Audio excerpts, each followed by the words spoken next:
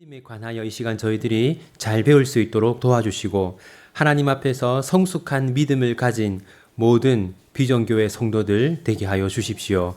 예수님의 이름으로 기도합니다. 아멘. 우리는 몇 주에 걸쳐서 사도신경을 살펴보았습니다. 여러분, 사도신경은 신앙 고백인데요. 그렇다면 사도신경에는 모두 몇 개의 신앙 고백이 있습니까? 네, 12개의 신앙 고백이 있죠. 그리고 이 12개의 신앙 고백은 다시 몇 가지로 나눌 수 있다고 했습니까? 3가지로 나눌 수 있죠. 삼위 하나님을 기준으로 해서 나눌 수가 있습니다. 첫 번째는 성부 하나님과 우리의 창조. 두 번째는 성자 하나님과 우리의 구속. 세 번째는 성령 하나님과 우리의 성화입니다. 이처럼 사도신경은 삼위 하나님에 대한 믿음을 요약하고 있습니다. 따라서 나는 사도신경을 믿는다라는 것은 무엇을 믿는다는 겁니까? 나는 삼위 하나님을 믿는다. 성부, 성자, 성령 하나님을 믿는다라는 겁니다. 여러분, 그리고 이 사도신경을 믿는 것, 삼위 하나님을 믿는 것은 우리에게 어떤 유익이 있을까요? 크게 2가지 유익이 있습니다. 첫 번째는요, 하나님 앞에서 의롭게 되는 유익이 있습니다. 로마서 3장 26절, 우리 함께 읽겠습니다. 곧 이때에 자기의 의로우심을 나타내사 자기도 의로우시며 또한 예수 믿는 자를 의롭다 하려 하심이라. 뒷부분을 보시면 믿는 자를 의롭다 하려 하심이라. 나는 하나님을 믿는다. 나는 예수님을 믿는다. 라고 하면 그 사람은 하나님 보시기에 어떤 사람입니까? 의로운 사람입니다. 여러분이 하나님을, 예수님을 여러분들이 믿는다면 여러분들은 의로운 사람입니다. 두 번째는 영생을 얻는 것입니다. 요한복음 3장 36절 함께 읽겠습니다. 아들을 믿는 자에게는 영생이 있고 아들에게 순종하지 아니하는 자는 영생을 보지 못하고 도리어 하나님의 진노가 그 위에 머물러 있느니라. 아들을 믿는 자에게는 영생이 있고, 여러분들은 삼위 하나님을 믿고 예수님을 믿죠. 그렇다면 여러분에게는 무엇이 있는 겁니까?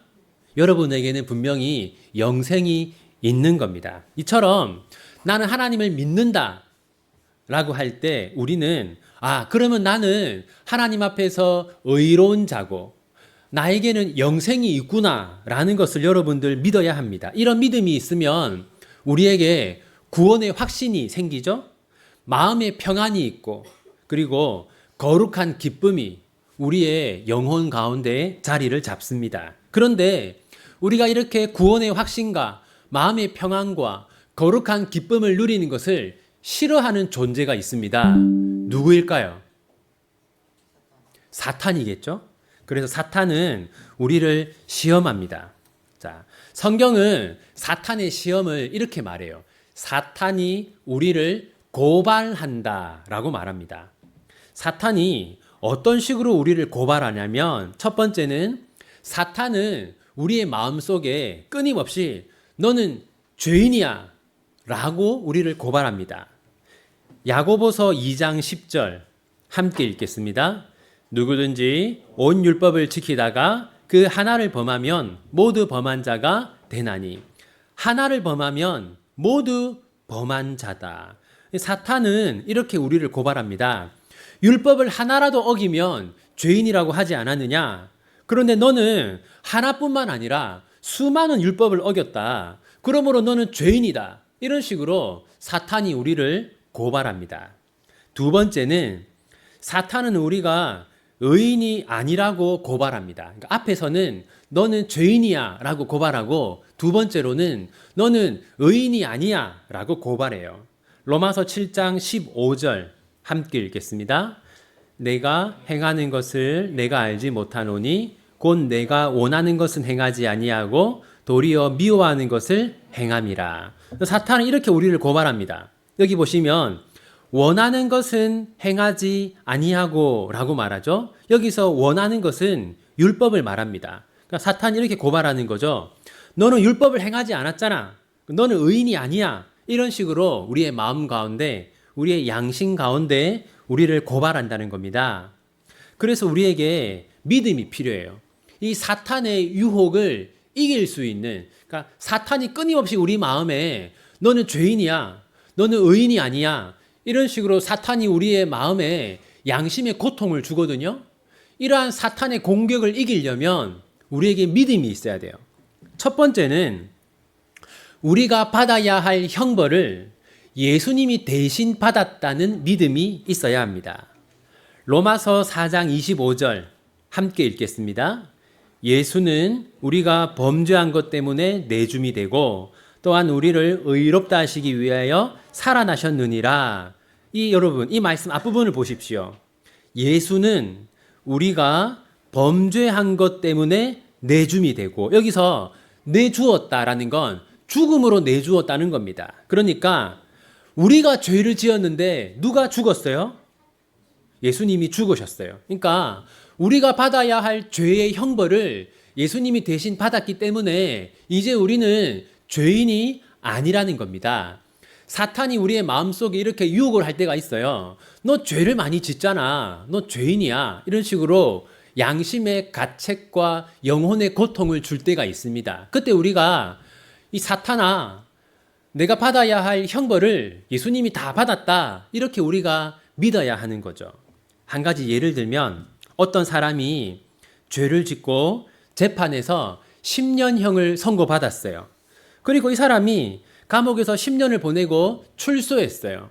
그럼 이 사람을 다시 감옥으로 돌려보낼 수 있습니까? 없습니다. 왜냐하면 형벌을 다 받았기 때문이죠. 이제는 감옥에 가야 할 죄인이 아닌 거예요. 우리도 마찬가지입니다. 우리가 받을 벌을 예수님이 대신 받으셨기 때문에 이제 우리는 죄인이 아닙니다. 두 번째는 우리가 해야 할 순종을 예수님이 대신 행하셨다라는 것을 믿어야 합니다. 빌립보서 2장 8절 함께 읽겠습니다.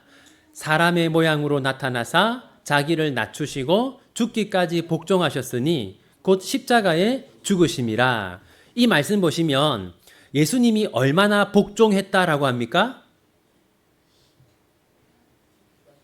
죽기까지 복종했다라고 합니다. 이것은 모든 하나님의 말씀에, 모든 율법에 예수님이 순종했다라는 겁니다. 그런데 여러분, 이게 중요합니다. 예수님이 우리를 위해서 죽은 것처럼 예수님은 우리를 위해서 순종하셨어요. 무슨 말이냐면 하나님은 예수님이 죽은 것을 우리가 죽은 것처럼 여겨 주시잖아요. 마찬가지로 예수님이 율법에 순종한 것을 우리가 율법에 순종한 것처럼 하나님이 여겨 주십니다. 그러니까 예수님이 우리 대신 죽으셨기 때문에 우리는 뭐가 아니라고요? 죄인이 아닙니다. 예수님이 우리를 위해서 율법에 순종했기 때문에 우리는 뭐라고요? 의인입니다. 여러분, 정리하면요, 우리는 이 두 가지를 믿어야 합니다. 첫 번째는 나는 더 이상 죄인이 아니다 라는 걸 믿어야 하고, 두 번째는 나는 의인이다 라는 것을 믿어야 돼요. 여러분, 이때 믿음의 역할을 오해하면 안 됩니다. 무슨 말이냐면 내가 믿었기 때문에 의롭게 되고 믿었기 때문에 구원을 받는다라고 생각하면 안 돼요. 이 때문에라는 것을 믿음에다가 붙이면 안 됩니다. 오느마, 그럼 때문에라는 건 어디에만 붙일 수 있을까? 에? 믿음 때문에라고 하면 안 되잖아요. 그러면 이 때문에라는 건 어디에 붙여야 돼요? 때문에, 덕분에 어디에 붙여야 될까요? 그렇죠. 예수님에게만 붙일 수 있습니다. 내가 믿었기 때문에 의롭게 되고 구원을 얻는다. 그게 아니라 예수님 때문에 의롭게 되고 구원을 얻는 겁니다.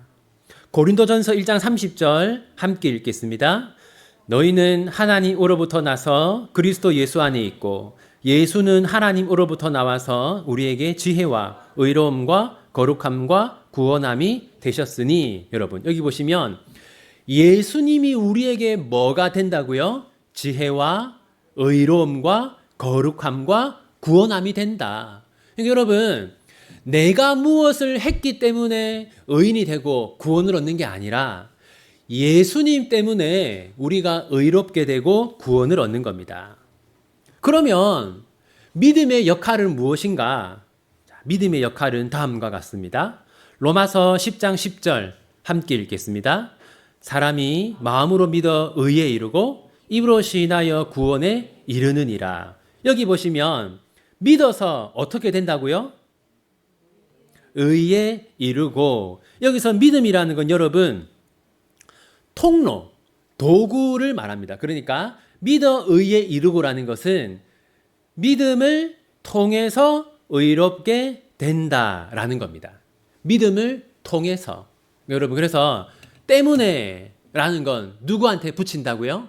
예수님. 항상 우리는 때문에, 덕분에는 예수님에게만 붙여야 돼요. 예수님이 나 대신 죽으셨기 때문에, 예수님이 나 대신 순종하셨기 때문에. 근데 이 때문에를 내가 믿었기 때문에 라고 나한테 붙이면 안 됩니다.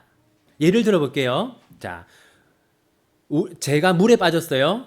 소방대원이 저한테 구명 튜브를 던져 주었어요.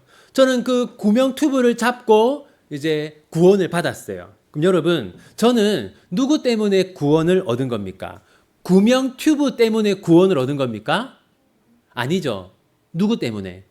소방대원 때문이죠. 그러니까 구명 튜브는 구원의 도구입니다. 마찬가지로 우리 모두는 누구 때문에 구원을 받았어요? 예수님 때문에. 그런데 우리가 구원을 얻는 도구, 방법은 뭡니까? 믿음. 그래서 예수님 때문에 믿음을 통해서라고 말합니다.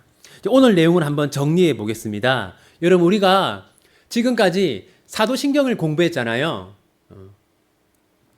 우리는 이 사도신경을 믿어야 합니다. 그리고 우리가 사도신경을 믿으면 어떻게 된다고요? 두 가지. 의롭게 되고 영생을 얻는다. 그런데 우리가 믿었기 때문에 의롭게 되고 영생을 얻는 게 아니라고 했죠. 누구 때문에? 예수님 때문에 의롭게 되고 영생을 얻습니다. 그러면 믿음은 뭡니까? 도구 또는 통로입니다. 정리하면 우리는 예수님 때문에 믿음을 통해서 의롭게 되는 겁니다. 이제 우리 함께 하이델베르크 요리문답 23주차 한번 함께 고백해 보겠습니다. 제가 질문을 읽으면 여러분 답을 한번 읽어 주십시오. 59문, 사도신경을 믿는 것이 당신에게 지금 어떤 유익을 줍니까? 네, 두 가지죠. 의롭게 되고 영생을 얻는다. 자, 60문, 당신은 어떻게 하나님 앞에서 의롭게 됩니까? 오직 예수 그리스도에 대한 참된 믿음으로만 됩니다. 비록 내가 하나님의 모든 계명을 크게 어겼고 단 하나도 지키지 않았으며 여전히 모든 악으로 향하는 성향이 있다고 나의 양심이 고소하지만 하나님께서는 마치 나에게 죄가 전혀 없고 또한 내가 죄를 짓지 않은 것처럼 실로 그리스도께서 나를 위해 이루신 모든 순종을 내가 직접 이룬 것처럼 여겨 주십니다. 나는 오직 믿음으로 이 선물을 받습니다. 61문, 당신은 왜 오직 믿음으로만 의롭게 된다고 말합니까? 나의 믿음에 어떤 가치가 있어서 하나님께서 나를 받으실 만한 것은 아니며 오직 그리스도의 의로움과 거룩함만이 하나님 앞에서 나의 의가 됩니다. 오직 믿음으로만 이 의를 받아들여 나의 것으로 삼을 수 있습니다. 아멘. 우리 함께 이 시간 들은 말씀 생각하면서 하나님께 기도하겠습니다. 여러분, 이 시간 우리 믿음에 관해서 살펴보았습니다. 믿음을 통해서만 의롭게 되고 영생을 얻을 수 있습니다. 여러분, 또한 성경은 어린 믿음이 있고 성숙한 믿음이 있다고 말합니다. 이 시간 하나님께 기도할 때 하나님, 우리 비전교회 모든 성도들에게 성숙한 믿음을 주십시오. 사탄의 유혹을 이길 수 있는 믿음을 주십시오 라고 기도하고, 또 우리의 가족들을 위해서, 우리의 자녀들을 위해서, 특히 우리 자녀들의 믿음이 성숙하게 되고 자라나게 해달라고 함께 마음을 모아 이 시간 하나님 앞에 기도하기 원합니다. 기도합시다.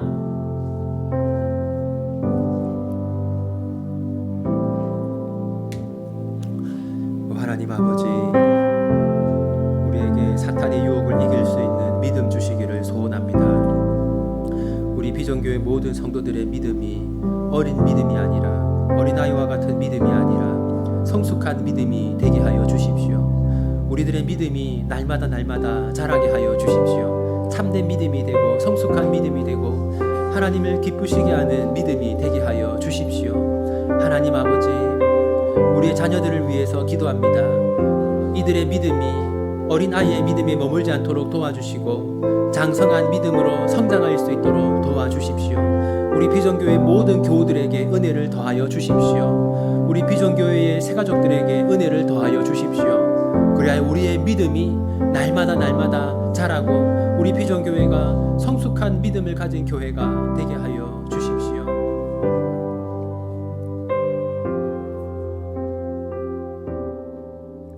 우리 두 번째로는 오늘 주일 예배에